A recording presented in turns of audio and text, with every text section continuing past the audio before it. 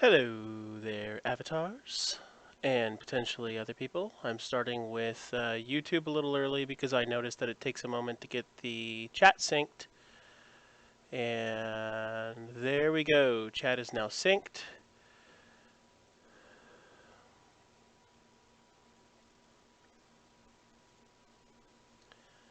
I am going to go ahead and adjust how I am running my system. I'm trying to put as much of a load on it as possible to test how I do under load, so please forgive me if YouTube has a few complaints. It seems to be a little bit quirky on its own, and if you experience those problems, head on over to Twitch. That said, I'm going to start streaming on Twitch now.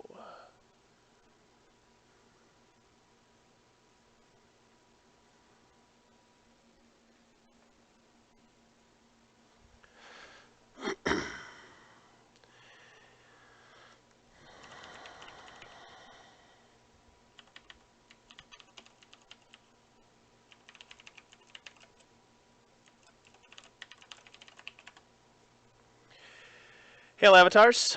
I'm going to go ahead and play through a bit in Shroud of the Avatar. Starting now, I'm going to start informing you at the beginning of every one of the streams what's going on. So Shroud of the Avatar is a early access game. It's in an alpha state. They have things that are not completed yet, entire assets that haven't been created, but they have just gone persistence. So those of us that are testing it do not have to continue to test. So I'm going to start this stream with letting you guys know this is under construction. There's information about known issues. There are a lot of bugs, but there's information about known issues right on this pop-up screen. A lot of people ignore this and go right in, but I highly recommend that you read this. Also, it gives you information about your current quality of your video level. One of the things that people are experiencing right now is a lot of FPS hitching, where you go and then go and then and that lockup. I refer to it as the hitch, and I complain about it frequently. The reality is they're well aware of it. They've identified what the issue is. They're trying to solve it. It seems like it's mostly engine-based. What do you know? Thanks, Unity.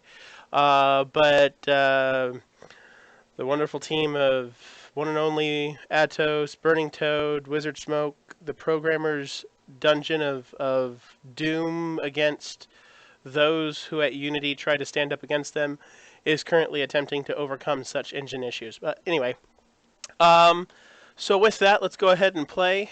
I am going to go ahead and play in full online mode. I'm going to start this off with walking over and turning on my PvP. I would like everybody to see how to turn on open PvP, and we'll go from there.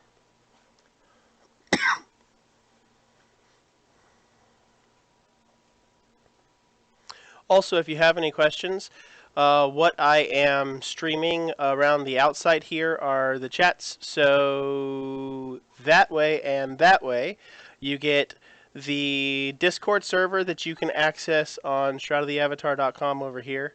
You get the Twitch that I will mostly be talking in myself down here. And whoop, over on the other side, you get the YouTube stream chat, which I'll do my best not to ignore. YouTube's live is not the gamer's choice for streamers. It's really easy to set up as a streamer. I don't have any complaints on the streamer side, but I noticed a lot of viewers complain about it. Also, forgive me if my video is a little bit jittery. I am using a backup webcam because I gave my other webcam to my wife. So I will say that if you notice as I wave my hand here, you'll probably see that it's a little fuzzier than usual, and it's not quite as nice as usual, and it's going to lock up every so often.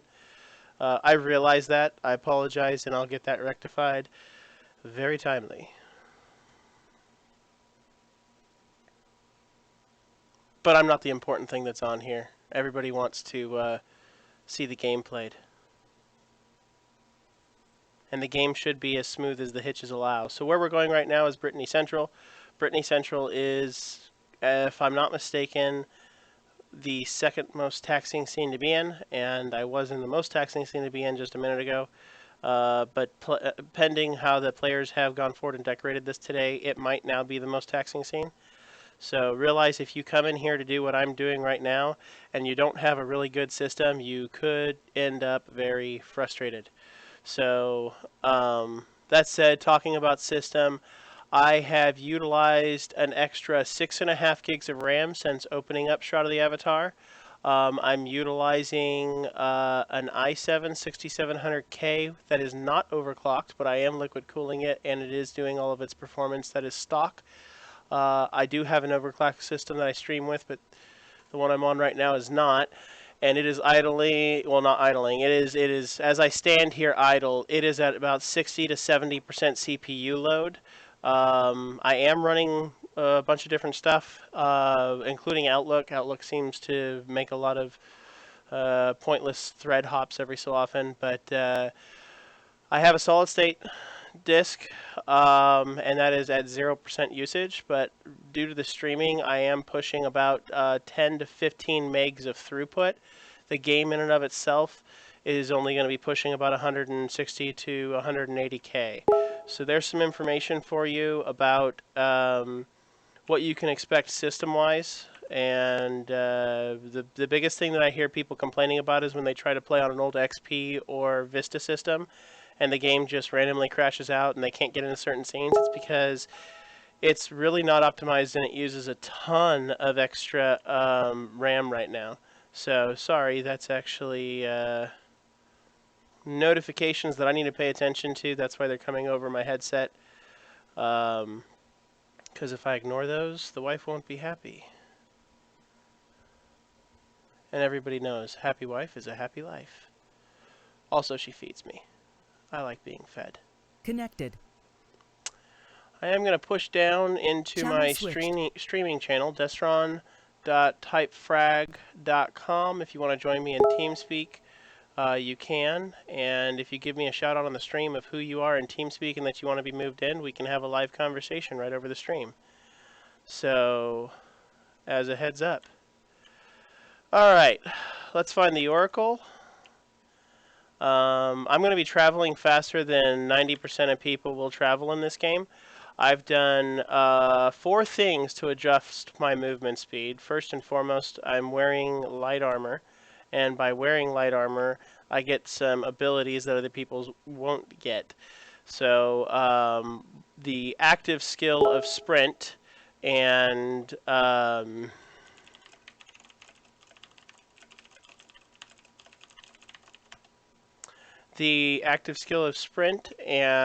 the passive skill of movement increase are both affecting my speed, and I'll show you those real quick. Whoops, missed the key there. So adventuring, light armor, and I got this passive ability called swiftness. If you notice, I actually have things kind of locked or degrading. That's because I do a lot of gathering and I don't fight higher end mobs, and I have a starved experience play a lot of the times. So I share my experience to what I think is important, and then as soon as I feel like I've got it where I need it, I lock it. So I can feed into the next skills. And what I want to get skilled up as quickly as possible is this sprint and dash. And I got dash, I think, where I wanted it. I think I ended up locking that. Yeah, I did. So I'm going to want both these to get around 40, and then I'll probably keep them both locked. And everything below them I'm going to ignore. And if you look at my combat skills, I'm constantly feeding my experience into all of those. I am a death first, fire second, life third.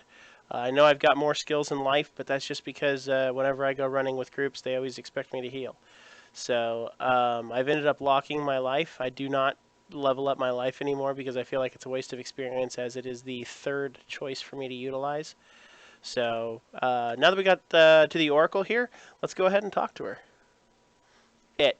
I refer to the Oracle as a girl because of the feminine features that they gave a lot of the art in the concept, but it definitely is a machine and not a person. So, spoiler alert, Titan Tech was used to build the Oracle. What? Okay, going forward. Welcome, Avatar of Legend. Have you come to New Britannia in fulfillment of prophecy? Do you come to seek my counsel, or perhaps you come seeking advice on my protection? Yes, Oracle. I seek to remove my protection. So now you may have already heard of the prophecy. It goes through and essentially answers things because I said Oracle, and because I said I want to remove my protection, it's not going to fire because I have to say remove protection. Please remove protection. The hot word, the keyword, the primary word has to be exactly typed without extra words inside of it, or it won't fire. So just as a heads up, that's just the way that it works. Also, if you are watching on Twitch and you have a question, just type it into chat. I have my Twitch chat open right above me here, and I will answer back to you quickly. I don't pay as much attention to the Discord, but you can see a lot of different people talking there, and there is a lot of helpful information that flows there, so I decided to start streaming that as well. And to stop myself from completely ignoring questions on YouTube, that's why I have that chat streaming, because I will look up there and check it every so often. Alright, so now all you PKers that are watching, you are welcome to come and find me and kill me. I will fight back, but I'm only like adventurer level 30, so it should be an easy fight. As I walk out, I'll kind of explain the adventure levels. So adventure levels are basically a fancy way of saying how much experience you've claimed. There's a pool of experience that is invisible to see unless you go into your skills, and that pool is listed down at the bottom. And after claiming so much experience, you level up. So the leveling up really is not a big ordeal. It doesn't work into most of the math. There are a couple of places where it does matter, but for the most part, what matters are skills and stats. Your skills and stats are heavily adjusted by you, the user. If you are building I want to do everything build, you're going to find that you're never going to be quite as good in anything as everyone else because your experience will be spread out to too many places. So as you level up, you can push into more I do not like the estates. I'm actually going to cheat my way out of this because I just hate navigating this place. What am I saying here? Oh, the every time you use a skill or die, your experience pool gets depleted. And every time you kill something, your experience pool gets added. Additionally, if you complete a quest, not killing anything, but do a task for an NPC, your experience pool gets added to. So the way that you raise your skills is by having experience to apply into it. When you use it, it gets taken from that experience pool and put into the skill. And when you fight lower level monsters than yourself trying to get your production stuff worked up, you end up raising your skills faster than you raise your experience, and you completely deplete your experience and start actually skilling up slower. The really cool thing as you listen to that and kind of go, what, that sounds retarded. It actually isn't. The really cool thing about this system, regardless of how retarded it might sound off the way I just explained it, if any of you have ever played a skill-based game before, you'll find that it is constantly plagued with macroers and AFKers. Shroud of the Avatar has its set of macros and AFKers, but they've gone through months and months and months of reevaluating how to mess with that experience pool to make it so it's effective for those that are playing correctly. And if you play exceptionally well and have a bunch of locked abilities, then you can sit on the side and just hit a skill to level it up because you've earned that right by building up your experience pool so high. But if you're constantly just sitting there macroing, you're going to deplete your experience pool down to 0, and then it doesn't matter how many times you use the skill, you're not going to get a skill gain. It's not going to get any better. So it's incredibly rewarding to be an active player that's going out and playing the way the game is intended. But there is freedom to do other stuff. So if you just are sitting idle and you want to cast a couple spells to try to skill it up to the next point, you can do that. But realize that once you hit 0 experience, you're just looking silly.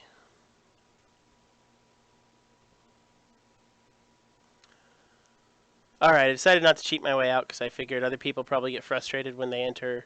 Exiting central Brittany is really frustrating. So you have directly over above to the northwest, you have the estates, and to the northeast, you have the wharfs. And a lot of people get stuck in one of those two locations when they try to get out of Novia, because they end up there instead of Novia. So you have to actually run through to get out. So what happened there is I entered into Brittany, and then when I took the gate out, it actually just put me directly into estates. So then I ran in the same direction I was running in Brittany to get to the other side of estates and escape out onto Novia. So hopefully that understanding helps you work through getting out. I do know it is exceptionally frustrating when you get lost in these towns, and a lot of people do get lost. But yeah. So let's go kill some stuff. I can't use any of my movement increase benefits on the overland map, but that passive skill of faster attacks and faster movement does affect movement on the overland map. So down the road, when I have extra experience to feed into it, I'm actually going to pull that probably up to around the 40 mark as well. Now there is a patch coming. I can't go over to that conversation, but there is a patch coming, and that patch is going to be addressing some of the screen hitching most likely. They tried to upload it to the servers, and the publish did not go well. That doesn't mean they have to rebuild it. Chris Spears, the technical director, said the patch itself is good. It's just the publishing that had some difficulty. So it got delayed a little bit, but there is a patch coming. So I'm going to play this game probably different than a lot of people, and I hope that as you see me playing it, you get to see kind of a unique view and that you enjoy that. One of the things that's really underappreciated in this game is the stacking to kind of help with not constantly depleting your focus. I personally am a big fan of going back to stacking. A lot of people said it's not worthwhile, but I can tell you right now, I notice it. I not just notice it, but I appreciate that the devs have made it possible to still find a benefit in stacking. So these monsters are really easy for me to kill for two reasons. One is I have a couple of decent pieces of gear, but I just upgraded my wand and I made myself 2 wands, and this one got enchanted in Mastercraft or Masterworks, so it's a pretty decent wand. The other thing is that they're par level with me, and I know what I'm doing because I've been playing for a little while. So this is a tier 3 area. This area is just south of where I live, so I enjoy coming here because it's close. And it has hides, it has lumber, it has some ore and some cotton, and there's some easy fighting, so I can sit here and talk with people if I need to and not die. Also, as I play, I can kind of be mindless because of how easy it is, and if I do make a mistake, I'm not going to instantly pay for it. So explaining all of that, there is a downside, right? So I've chosen to go to an area that's not as difficult for me. So the game punishes me because it doesn't give me as much experience per kill as if I went to a place that was a little bit more on target for me.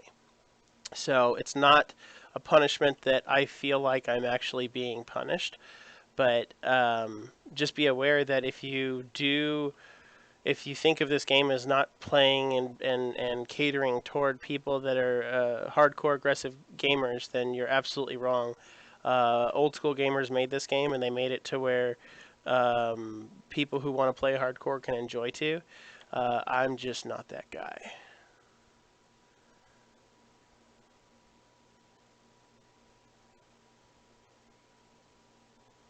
Hey, Two Feltone. See you watching there. If you have any questions, let me know.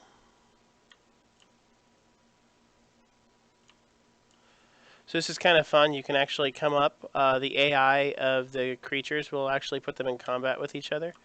So you can come up on two creatures that are fighting, and you can pick which one you want to fight, and then not attack the other one, and it will not die or attack you. So in a lot of games, it seems, oops, good. In a lot of games, it seems if you come up to two creatures that are fighting, it'll always put you in combat with the second one after you kill the first. So these wolves just want to kill this stag like something else. Alright, buddy. Back off my tree friend. Oh, he got him. Barely, but he got him. Oh well. Well, there's no use in wasting the hide, so I'll probably grab that. So, addressing hides, this is another thing about the experience pool. So there's two different pools of experience. You've got your adventure experience, and you have your production experience. And what I have actually done is I've gone through and turned off my skill gains and everything over here so I can bank as much experience as possible as I work on my carpentry. So I've got it to where I can craft anything with carpentry if I'm not mistaken, but I haven't crafted everything yet, but I've crafted a lot. But you'll find that as you're at the table making things and failing and skill upping, you're drawing a lot out of your experience pool. And it's really disappointing when you realize, oh shoot, I used all my experience and I've just set myself, 2 hours of crafting aside, but now I can't even craft because I don't have the experience for it. So it is a little bit frustrating, but if you plan for it ahead of time, it's 110% doable. So I plan to do some crafting later on today. So this entire time I'm out here, I am intentionally not going to level any of my gathering abilities because that feeds into my crafting pool of experience. And I'm going to get kicked out there. I can use that to up my production abilities. So you have gathering, which is what I'm doing as I'm fighting out here. And then you have refinement, which is how you make all the elements you need. And then you actually have the production, which is how you make the finished goods that you are trying to sell for a profit. A lot of games have multi-tiered crafting systems. This one's not finished yet, but when it's finished, it's going to be pretty dang cool. They have plans for it to have thousands of recipes, just more than anybody can handle. So that'll be pretty cool. And additionally, unlike most games from the era that this was in, oh, maybe that patch got rolled out. Unlike most games from the era that this game's creators come from, it doesn't require you to skill up your crafting to some super high level before you get to start marking your goods. I kind of missed the old way of doing it to where marked goods only came from high level, high skilled people, but I understand that's not standard today, and I understand everybody likes to see their name and lights and get the glory of their goods, so that's in there. You get to mark everything, whether it is an exceptional quality item, whether it's made by a higher person or not, you just get to mark it all. So, so I'll explain a little bit on the skills I'm using. There is a damage over time from Fire Arrow, and I can apply that multiple times. I usually try to get about 4 or 5 stacks on it. And then there's a direct damage that comes from the Searing Ray Sun magic. and I use that to do the bulk of the direct damage. But if I come out here where my fire magic is right now, if I come out here and put 5 fire arrows on a wolf, I can turn around and walk away and it'll die. The longer it stays on there, it seems like the more damage it does. I'm not sure if it decreases, but it almost feels like it also decreases the time between dots.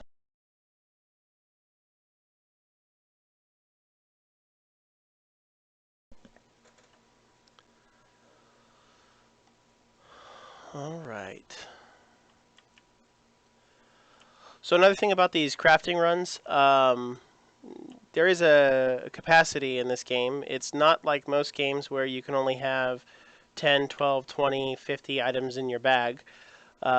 Truly paying a little bit more tribute to the game creators and their past history. It is based on the weight, and it's not a hard cap. Just like the skills aren't hard capped in this game, what you can carry is not hard capped. So you can go overweight if you want, but you'll start getting penalties. So be cautious of that while you're out doing crafting runs and gathering runs, and whether you're making a bunch of stuff or whether you're gathering a bunch of stuff. Just be cautious. Also, pay attention if you are PvP flagged. Somebody can come and pickpocket you. So if you are encumbered, it'll be that much easier for them to catch you. And if you notice, I am constantly going in and out of combat between fights in order to increase my focus regeneration and my health regeneration. I always kick out of combat. Because I'm in a full deck mode basically right now, I do not get to enjoy the benefits of picking what skills come up for me.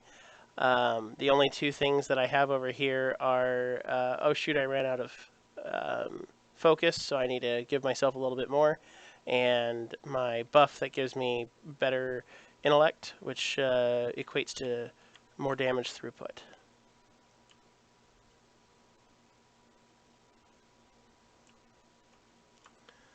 All right. Now I have a friend that is going to be crafting me some armor, and to get that crafting done, he needs beetle carapaces. And those beetle carapaces are right there. They're a random draw. I don't know if I'll get it or not, but they come out of this bush right here. In the event that it gives me what I want, I will be a happy man.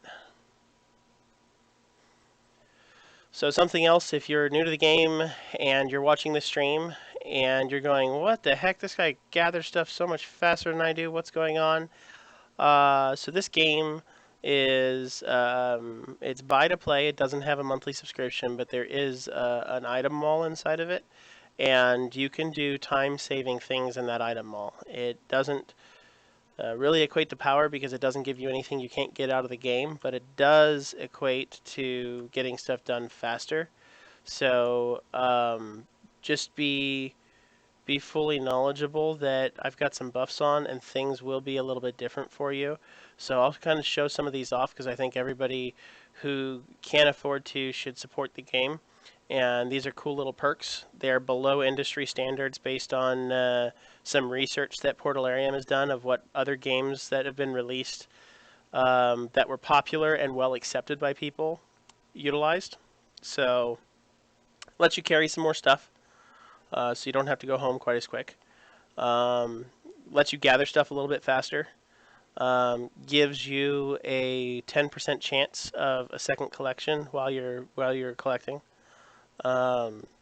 Lets you run for a little bit longer, and gives you a better success at repairing your gear. So nothing over there that screams power or abilities. You can't buy it and suddenly gain levels, which there are seeming to be a lot more games these days that, hey, give us $50 and we'll give you a bunch of levels. But that's not what they're going for here. There is talk of an experience potion, and I personally would buy it and love to see it, but I understand why they're hesitating to get this done right. But the last I heard, the plan was a 10% experience buff, which would basically keep somebody approximately 1 level ahead of you, because the experience gain is every level takes a little bit more experience.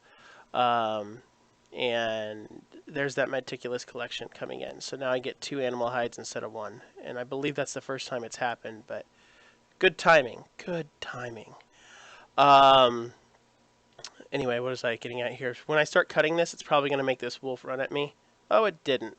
Cool. So typically, the wolves, when you see them run away like that, they're actually engaged in combat with you. And if you wait, they'll usually come back at you.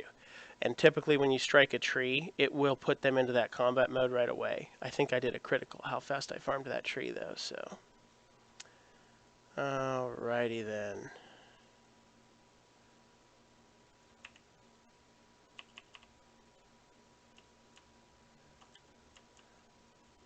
So, another thing that got adjusted a long time ago is if you sheath your weapon in combat, you no longer get taken out of combat. You will be stuck in combat for some time, and that's to make sure people don't abuse escape mechanics, whether in PvP or not. So, oh, looks like a new patch just landed. You can see Chris Spears over here just says, yes, new patch. So,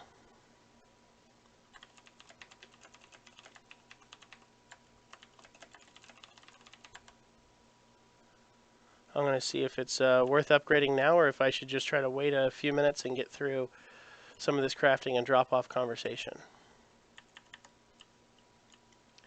So this is what ore looks like in the game. This is a copper node.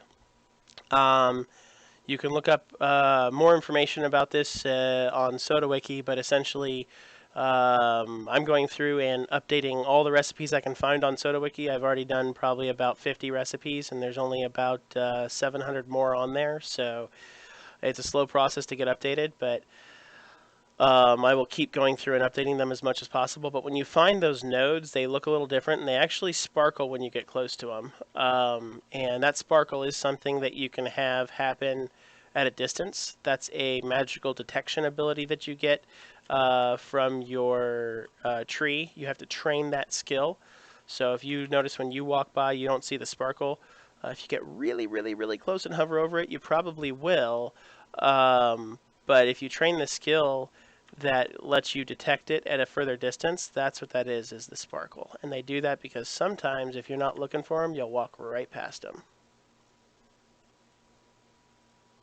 Copper is used to make some of the best melee user equipment and weapons around. So everybody is very happy with the bronze, but it's difficult because you have to get copper and tin, and you have to double up on how much you're using, as I understand it. So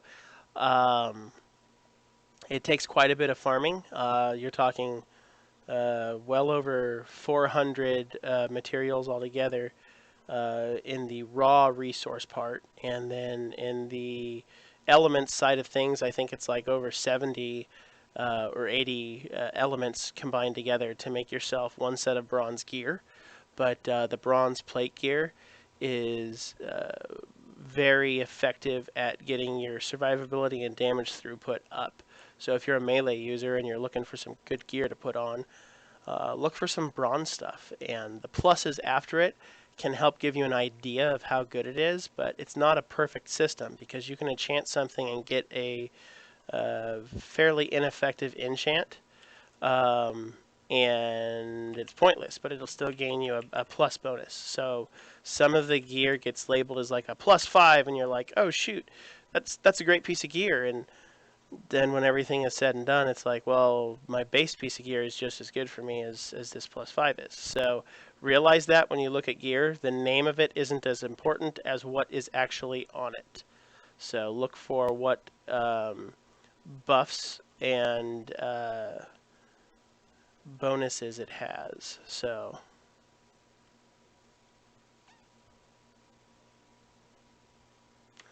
another 20 minutes, I guess.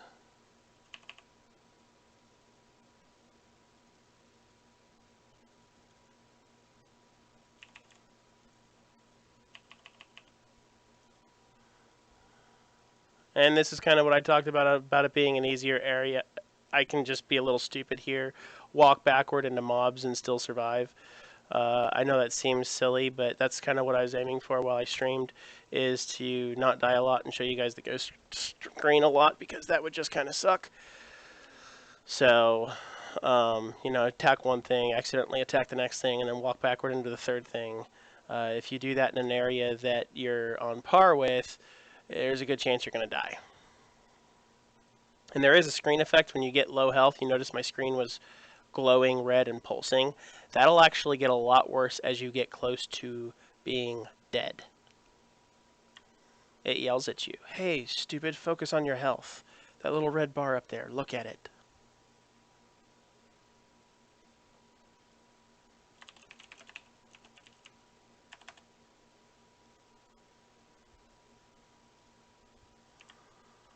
Alright, so I want that tree. So I'm going to go kill that wolf so I can get that tree. Now, I'm a carpenter, but the carpentry is only going to be one aspect of what I do. I'm also going to be an enchanter, and I'm going to make potions. So I'm starting with carpentry because it seems like it's the stepchild of crafting. It's the least effective way to make a living, but I like it. I enjoy it. And as somebody who is not a min-maxer, I usually do what I enjoy before what makes me successful. If you want to be successful right now, the money is currently coming through making gear, weapons, and taming pets. Anything that helps people fight a little bit easier and level a little bit faster is, oh, that's great. Failed to harvest on my 99% or 98% success chance harvest. That's always fun. But anyway, what I was getting at is the gear and the weapons and the pets will help make your life a lot easier as you level. So paying attention to that is something that will help everyone.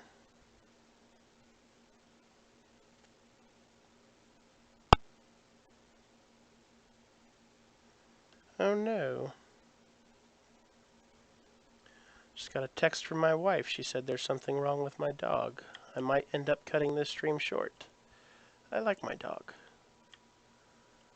So I'll end up probably putting him on stream a couple of times and talking about him. My dog, Dobby. He's named after the house elf in Harry Potter. And he is our little house elf. He's part of the family. He's a Labrador Retriever. He's a purebred white Labrador Retriever. And if he's not doing well,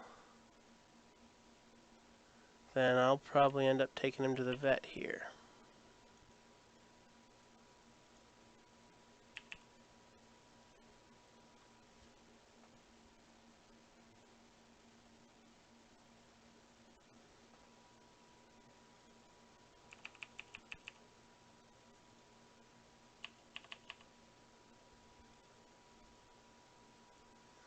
So as you see me stacking cards, there's actually a more efficient way of stacking cards. I'm not about efficiency. I like to actually interact with it and play with it. But you can set up a macro on a macro keyboard, and it can stack your cards for you.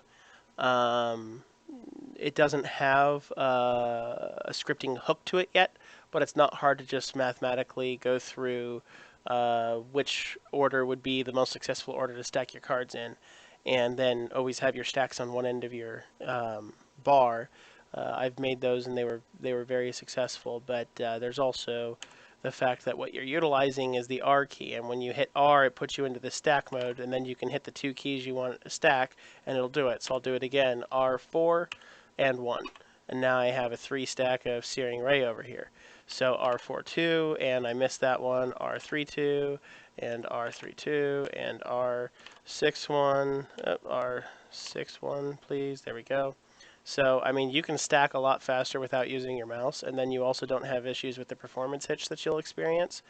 But I like stacking with my mouse. It's just, that's how I like to play. So, if you want to be the best of the best and kill everybody and raw and put the max on your DPS meters, which are coming. There are a couple of add-ons that are tracking damage right now. But if you want to do that, I think you're probably not going to be playing exactly how I do. It's effective, it's just not the best.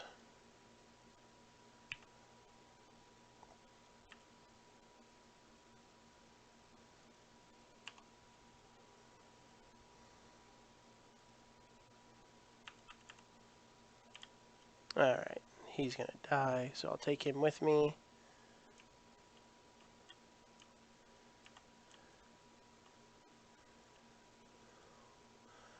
So you don't have to just walk in circles like I am. You can actually explore a lot more, but I wanted to get some materials made up and get some experience in there, and then I wanted to answer any questions if people had them.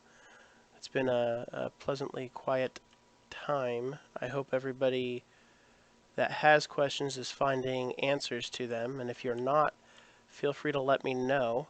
You can drop me a line on one of my streams. I'm going to stream frequently throughout the week. I'm basically going to stream daily. I know I missed my stream yesterday. I had about 5 hours of meetings for SotA events between a hospitaler meeting and a SotACon meeting and a guild meeting and an after panel about trying to help with the stream that Portalarium's doing coming up. I got burned out with stuff, and I kind of played in a very, very limited level yesterday, so sorry for anybody who might have been watching for that. I got interrupted, that little schmuck. Well, fine, you're going to interrupt me? I'll just beat you to death with tier 1s that are coming up over and over. So one of the upsides about this type of combat bar is you don't have your school cooldown. So you put your fire arrow up and on a locked bar, and it just sits there. And I'll show you this in a second. And it just sits there going through its cooldown. Well, when you're playing in this, you might not get the card you want, but you don't have to sit and wait on a skill. So it keeps combat going faster, and if you stack, it keeps your focus higher, so you can get through killing more stuff without too much difficulty. If your monsters you're fighting drop below yellow, you're going to actually probably lose your experience faster than you make it. So if you look, my pooled experience has actually gone up, but you got to be careful. You can easily lose experience. I'm also not playing stupid with my adventuring skills. I don't have everything unlocked and gaining. I only have the specific things that I want, which this is an expensive one to train, but I'm focusing on the stuff that makes sense to me, and I've stopped gaining my strength and my healthy. Hey, Beetle Carapace! Yay! Monkey Smack will be happy. And in turn, Violation will be happy. But,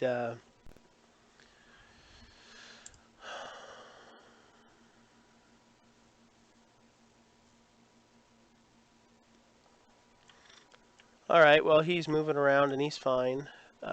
He's eating and drinking, so she says he probably doesn't have to go to the vet, but still might end up checking on him. So if any of you guys are going to be regular viewers, you're going to come to learn some stuff about me. So I'll probably disclose this multiple times so people understand. I actually just rebuilt my garage to be able to do all of this. I work out of my garage. I'm self-employed. And to me, it's really important that you plan ahead for things. And so my version of planning ahead was, how do I get a chance to game and have fun, spend time with my family, my kids. I have 4 kids. Not neglect my clients, and putting all those things together meant that I had to work out of my house.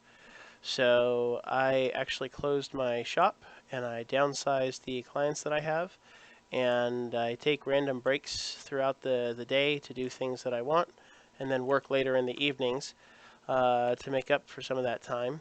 And when everything is said and done, I should be able to do this on an extremely regular basis without affecting the other 2 sides of my life. So I look forward to people being understanding if I occasionally have to disappear on a stream because one of my kids, I don't know, got in a fight with a snake and won, but you know, I want to go congratulate them for said activities.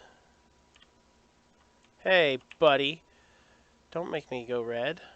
I don't like that. Get some quick heals off here, get some defensive stuff on, then we'll finish you off. Alright. So, yeah, so I mean, it's part of being a dad and part of being a business owner is sometimes you get interrupted in life, and the stream has lower priority than those other two things, and I think most people are going to be okay with that because they're going to see that I am a regular gamer, and as a regular gamer that is able to talk about what he's doing while he's doing it, I can stream okay. So I'm not the most handsome fellow in the world, but I also don't have any weird growths, so I think that I could satisfy the need to have a webcam up. I streamed a lot without a webcam for the first couple years of SotA, and people complained about it and said, "You need a webcam. We want to see you." So I got my webcam, and you'll see on some of my streams I've got a really nice webcam in my house. If I ever do a conference with a client, I utilize that webcam. It's a professional grade high def camera, and it pushes out in like 4K video, so it gets like compressed down to completely worthless definition when it goes over the stream.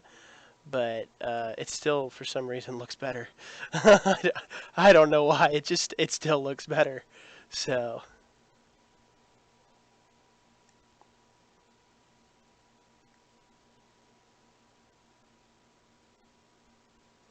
all right, buddy.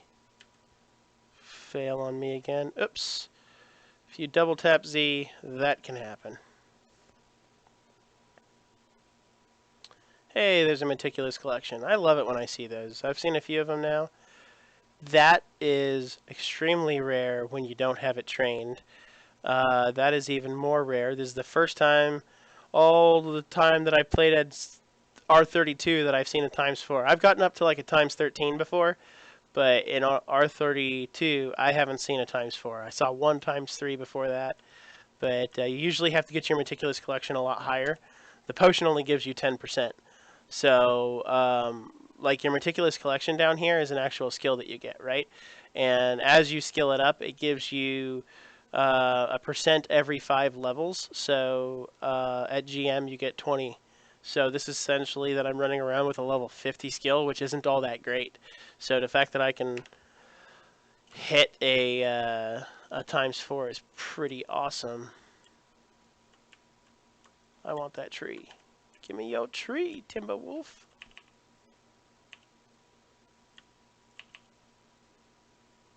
Well, since all I'm getting is gusts, I'll just sit here and gust the little guy to death. Gust I don't think does any damage. I was kind of disappointed to see that if you gust them into like a brick wall or across shards of glass, which I don't think there are any shards of glass in the game, but it doesn't do damage to them. I mean, come on. You're breaking my immersion, devs. So, actually, no. Broken immersion is kind of a silly thing to talk about. But I will have times where I mention it. But in the reality, my biggest complaint is when a game system is more apparent than the game itself. So if I'm playing against the game as opposed to playing the game, that's when I complain about broken immersion. So I'll make jokes about broken immersion, but I know that as this is an RPG, there are some people that want 100% transparent, and I'm happy to say you can get 100% transparent. So if you use a locked deck, I'll do this real quick because a lot of people think that this just isn't possible. But I'll do this real quick. So let's do a new deck and we'll call this my locked deck. And in my locked deck, I will put down, let's see, hey, get back, my range damage, I want to move faster, lock it, lock it, lock it. I need to heal myself. Oh no, I need to heal myself again because it's a locked deck and sometimes one heal isn't enough. I want my buff, and I want my focus, and we'll do some corpse explosion over here as a utility skill, and we'll do some, what's another utility skill going to be? That's all we'll do for utility, and then we'll do Searing Ray for my direct range. So, alright, this will usually be a touch skill if I do a lock deck in the future, and I'll put my sprint down at the end in my utility skills, but I think of this as rotations, and I want to be able to do close quarters combat, damage over time to amplify my damage throughput, ranged combat, and self-heal. That's my 1, 2, 3, 4 inside of my lock decks. So I got put into combat, so I won't be able to show it off right now. But what I'm going to do is actually make my entire interface disappear and still play the game.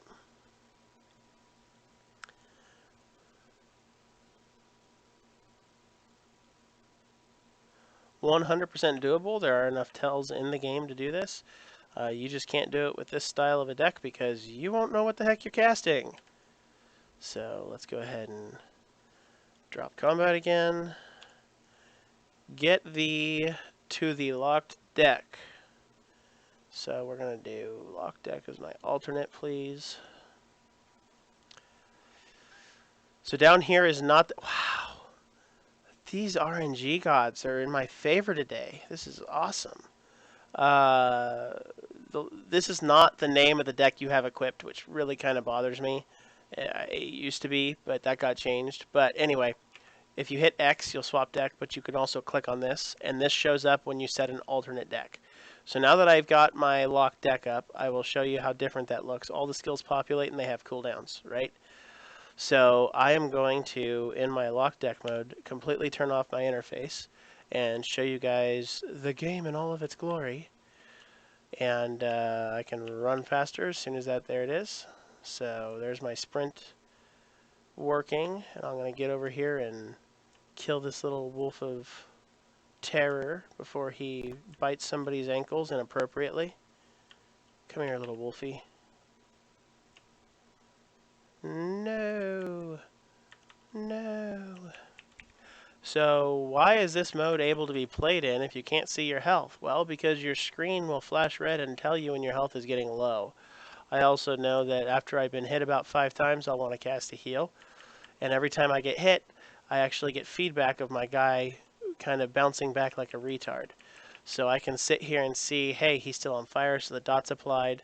I'm not hitting my CQC because I just don't have that skill. I can do my regular attack, my bludgeon attack. Up, up, up. So let's hit that. Oh no, I need another heal ability.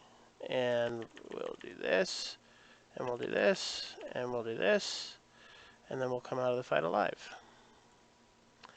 Skin it.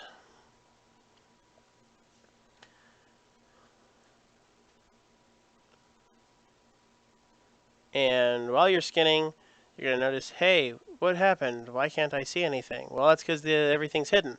You can hit E to collect everything. So I just collected all the loot out of the window by hitting the letter E, my action ability. So it's actually easy to loot while you're in this mode as well. So everything you want to do can be done in this beautiful no interface version of the game that makes you feel like you're playing a movie. For some reason, I'm just not fully accepting it yet. I probably will at some point, but during Kickstarter, one of the things they talked about is how they wanted to make this game 100% playable with no UI. They wanted the UI to be optional, and I think they're there. The UI is optional right now. I don't know if I'm a big fan of it. I like to see all the stuff. I like to have chat. I like to have numbers. So I'm not sure if I'm 100% there, and I like the deck combat mode. I like playing where the cards are random and every fight is a little bit different. It's not all the same thing over and over again. So you can see that equipped and alternate. I'll come down here and click it with my mouse this time, and then you can see these will swap, and I'll go back to my other deck. Now, if you swap while you're in combat, you'll take a 50% penalty to your focus bar. and that 50% penalty can be reduced by training a focus skill. Hang on, I'm in the wrong set here. So this quick swap, it will reduce the cost of swapping. So realize though that that is a very painful swap if you don't have a good pool of experience. So don't go around swapping decks as a young avatar.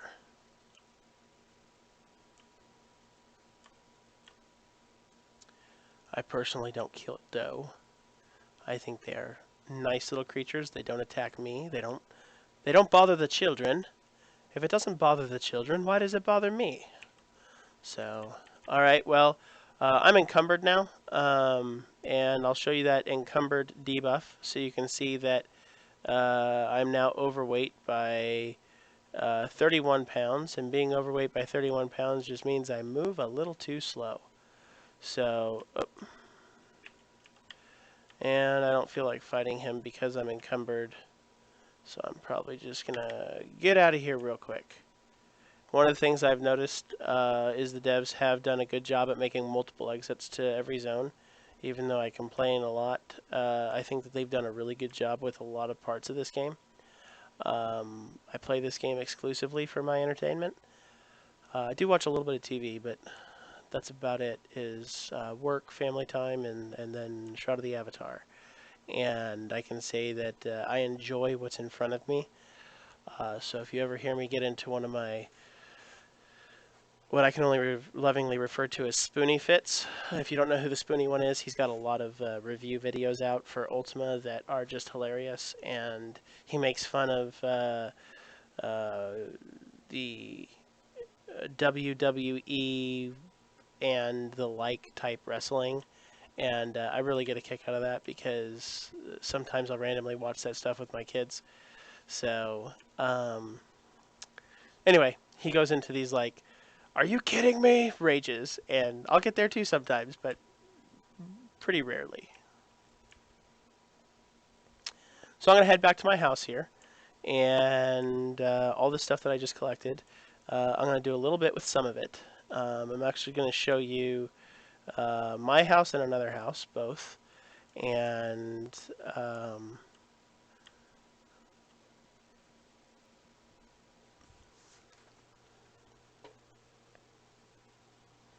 again, if you have any questions, you can throw them out in chat.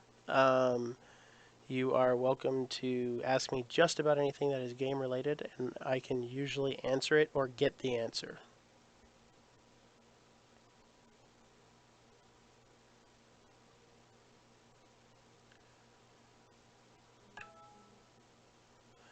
Now, SotA has gone not responding. You guys can't see this, but it's locked up. I have a monitor up that's telling me everything about my computer right now. So there's a chance that I'm going to crash during this load.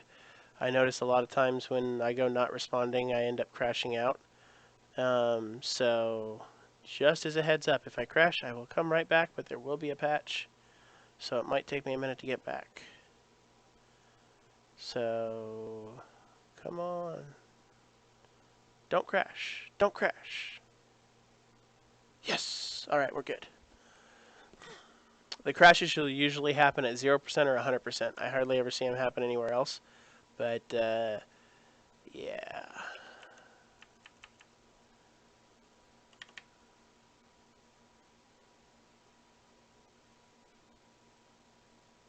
Oh, hey. Lot selection is a big thing right now. With lot selection being such a big thing right now, I'll show you this real quick. How do you figure out where everything is? How do you figure out who lives where? How do you figure out if I can place the town, if I can place in a town where I should go to place? You go to the town crier. The town crier gives you a list of who lives there, what available lots are, what type of lot that is, and they put a mark on your compass of where the lot is. So it looks like due to the patch, this guy's not going to talk to me. Well, I will have to show you this in the next Let's Play then. I'm going to do another one of these this evening, and I will make sure that I show off the town crier this evening. Oh, there it is. Okay, cool. So I can come over here and say, hey, look, I am looking to get a keep. Boom. So I'm going to go to mine. So I'm going to set my compass now. But if you want to find where any of these people are, you just click on them and you click set compass, right? So I'll click set compass here, and I really don't need to know where my own house is, but it's just to demonstrate how this works. So it's pretty cool. It doesn't give you pixie dust or big arrows or anything like that. It just gives you a little dot up here on your compass to let you know that you are headed in the right spot. And when you get there, da da da, you have arrived at your destination lot. So that's a quick, easy way to find out where people live in a city. Getting to events, finding different merchants and whatnot can be very frustrating at times, but that's a quick, easy way to get around some of that frustration. All right.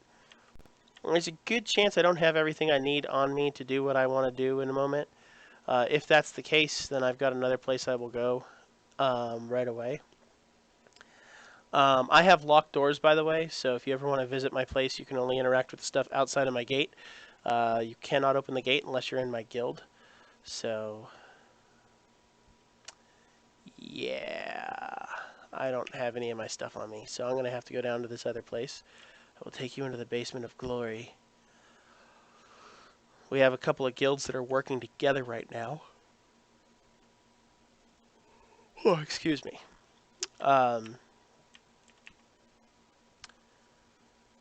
And we are working to essentially centralize all of our stuff, as many people don't have their own houses and they don't have their own places to go and work, and bank limitations are a real first world problem.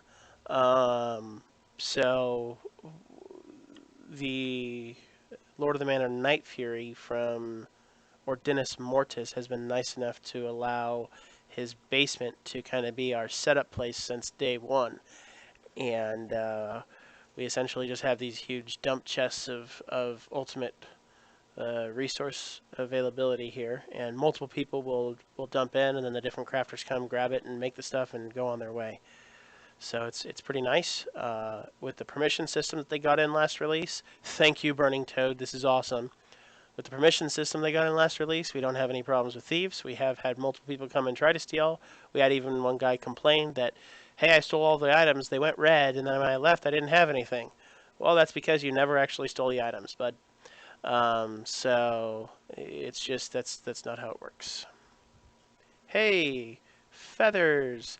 Looks like somebody wants some arrows made. So I'll make some arrows for them. So let me see if anybody wants some wood cut down. And I'll come over here and check for some wood. And wood. Yep, what do you know?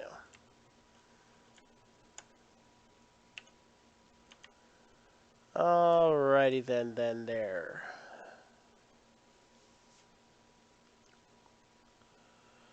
So, some information about crafting. There's a lot of different ways you can skin this cat, as it were. But what I've realized so far is just do it, right? Like, if you want to do something, just do it. Don't worry about how effective the system is for you. Don't worry about if you're making the maximum possible that you could make per 17 seconds of play at the, square root of pi plus 17 per hour, with the force of unknown nature striking against you and eating your soul, because it's just it takes away all the fun. Crafting is fun because what you're doing doesn't actually matter. You're playing a video game. It's entertaining. In real life, when I sit here and try to make things with wood, I get splinters and I cut myself and I hit my thumb and it sucks, right? So in this game, I can say, hey, you know what? I want to sit here and talk with my hands for a second, so I'm going to create a bunch of things at once. And I never hit my thumb once. So just have some fun with it, right? And get out there and try. This is a discovery method. You don't have to have a recipe to be able to craft it. Once you learn the recipe, you can batch craft. If you're batch crafting, you don't get as much experience as if you weren't batch crafting. I'm not working at leveling this up one bit. I'm using all the experience I gained toward another ability, so I'm not hugely concerned about that. You will notice though that I have multiple different recipes to make pine timber. I'm using the pine timber from scraps because if you use those scraps from torn down things that you find that you salvage and weapons that you're no longer using that you salvage and whatnot, you actually utilize less wood for each timber. So, yay for less farming. I'm all about that. Alright then, come over here. I like to make a few things every day if I can. I like to try to make some arrows for the guys if they need arrows. I don't seem to ever have the feathers that I need, so I just tell them, give me some feathers and I will make you your arrows. Alright, so we're going to look at making a... what do we want to make? Hardwood. I do have a hard maple timber. That doesn't do me any good. Let's see about if I have any heartwood. I have one maple heartwood, so we can do this. I can do another one.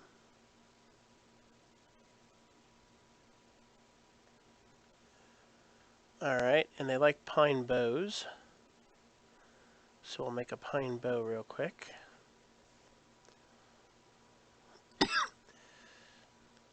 So, another thing is checking for things that need to be repaired. So, did anybody put anything up here that needs to be repaired? Nope, doesn't look like it. So I'll pull some straps out here. I'll pull some bowstring. So let's get a bowstring. Let's get some straps. I think I'm going to actually need 4. Alright. And that should be it.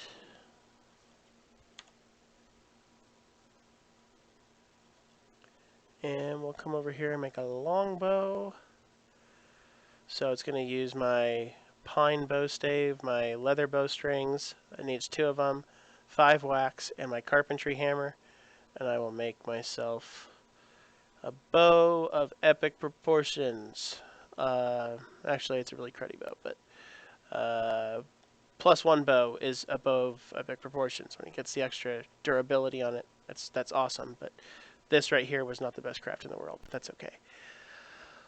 So let's go ahead and look at the...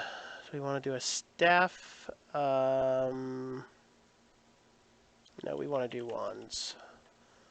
The wands are just playing a little bit nicer right now. So we're going to do... You can't get exceptionals. What's your carpentry at? A little over 70. You can't get exceptionals if you don't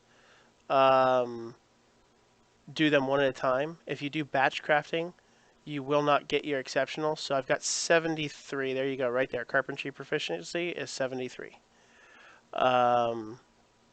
If you batch craft, you'll only get normals. So if you want to get the stuff with the extra durability or the extra whatever it may be, the +1s right as you're crafting, without masterworking, you need to do them one at a time. So I'll probably say that a lot. I didn't hit any of them this time around. I'll probably say that a lot though because I hate seeing people waste stuff on an accident. Anyway, so now we'll come up here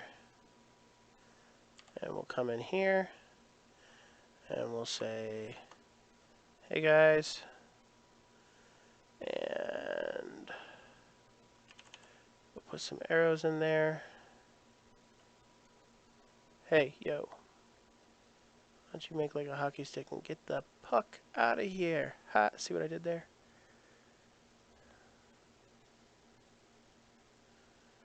Alright.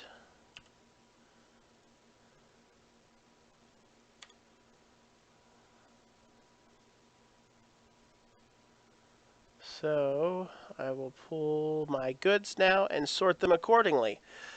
So one of the things you'll find is if you're trying to work up every skill at once, like I said, you're going to be experience starved and it's going to be really frustrating. Could you craft me a wand fiber? Absolutely, I'd be more than happy to. I have absolutely no problem crafting something for somebody. Anytime you want me to make something, if you see I can make it, feel free to ask, and I am more than happy to do most of my crafting for free. My production goods that I sell, I'm not going to give away for free unless it's for a specific event, but absolutely more than happy to. So I can move things back and forth. I'll show you something that I do. Is I like to grab all of my stuff of a certain type and move it, right? So all my timber, all of my wood, so, and all of my, let's see here. I'm having a brain fart of all the things I need to grab. Barks. Do I have any barks? Yes, I do. So I'll pull my barks over, my Creo. Alright. My wax. Alright. It's a quick, easy way to get yourself emptied back out so you know that you're not going to be encumbered as you go out on your next run. Alrighty. Boards. And handles. And poles. None. Okay. You able to meet me in Brittany Wharfs? Zethrax? Not sure how you want your name said, but if you're able to meet me in Brittany Wharfs, I'd be more than happy to. If you can't meet me in Brittany Wharfs, I might still go to you, depending on how far you are. Always more than happy to help somebody out. Alright. Now, since I'm streaming, I'm not going to be... I usually take the time to sort all this stuff for my friends and compatriots and try to make their life a little bit easier, but it's just not right now.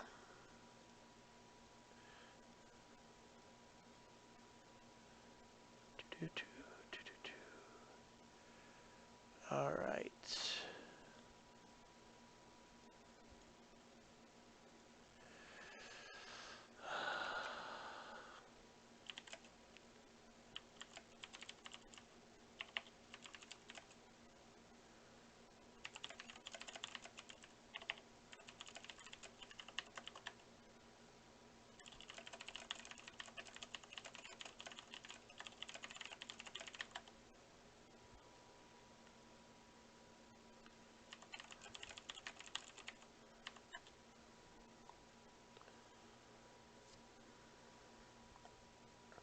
Oh, forgot to pull the resin over.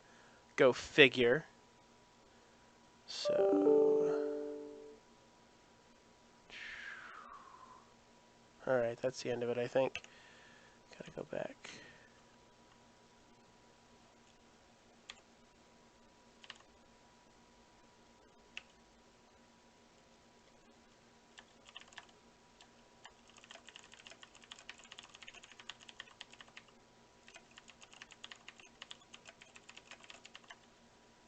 So, if you get a nice piece, it's going to look a lot nicer than if you don't.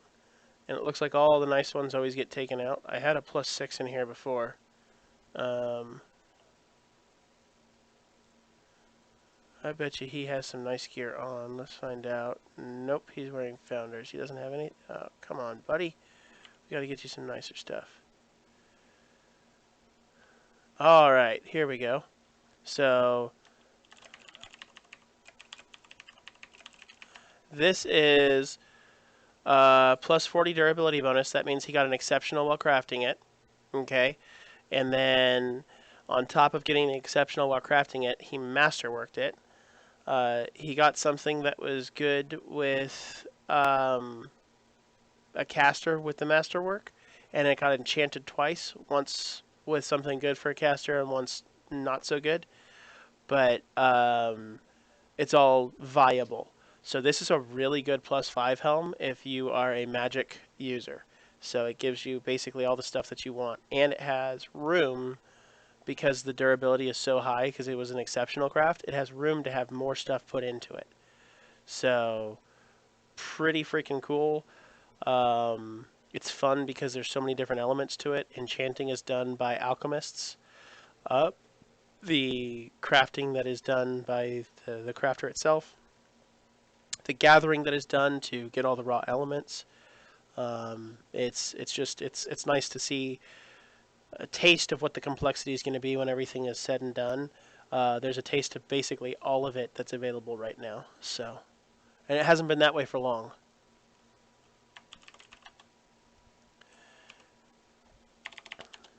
So, this is kind of like a regular old wand that's just made compared to a +5 wand, and my stuff isn't all that great. I got a strength on there, but everything else was pretty good. I like spell damage. The durability bonus for a one-hander should be at about 20.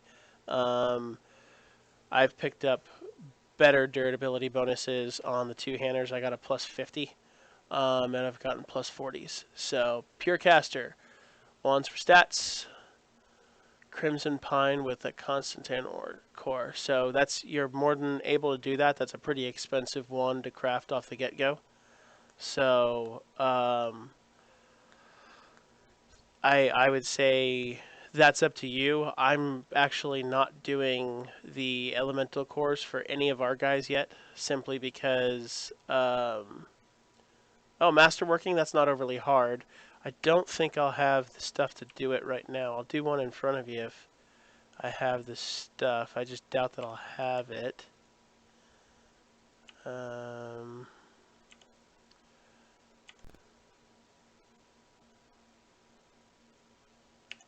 oh, oh.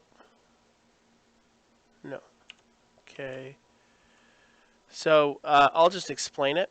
You take 20 silver ore and some coal and an ingot mold, and you go over to a smelting station, the refinement step for blacksmiths, and you make yourself 5 silver ingots.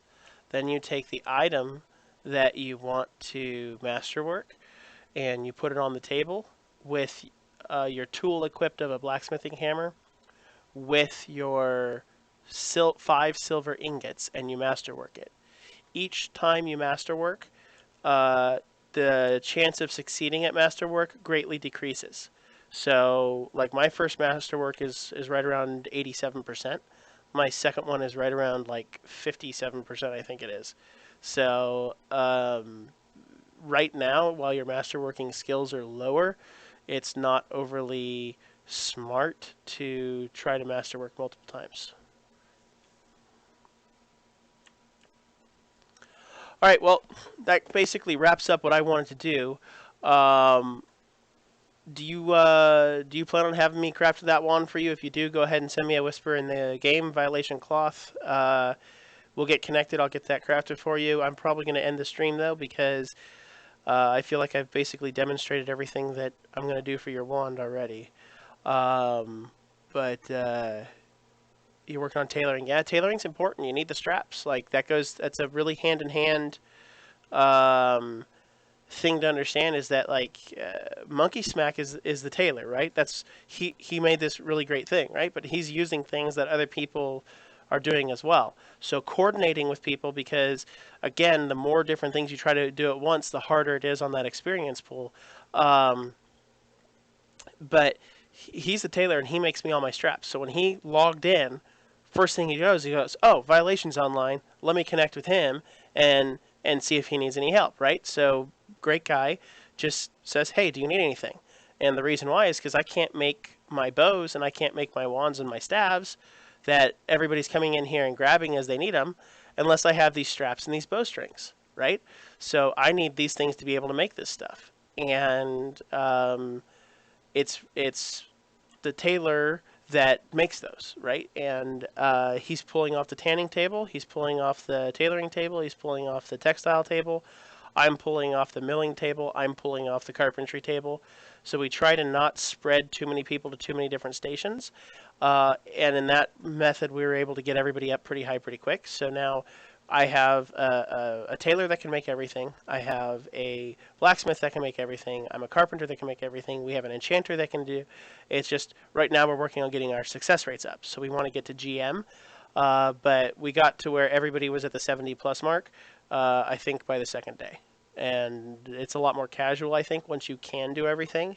I'm trying not to be wasteful of things now, so I craft one or two of each thing and then chest them, and then I wait to be asked to make something else. But outside of that, yeah, I think that it's important to make friends with people who are brother slash sister professions, so you don't have to waste your experience into something that is either freely given or cheaply given to get you to the next step.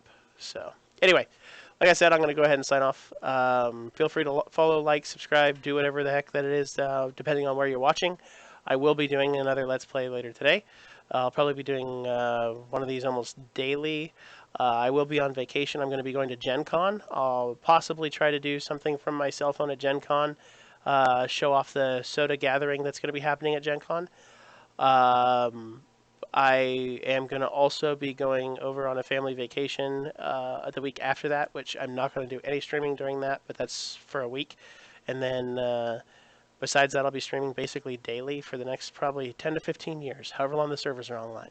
So, anyway, I'm Duke Violation. You can find me in game as Violation Cloth. My last name is Clauth. Pays tribute to my UO name of Cloth, Klauth. If you remember me, I played on Napa Valley for about 6 years. And come look me up and say hi. So I ran the Seaside Vendors and Seaside Auction Hall. So anyway, have a good one, guys.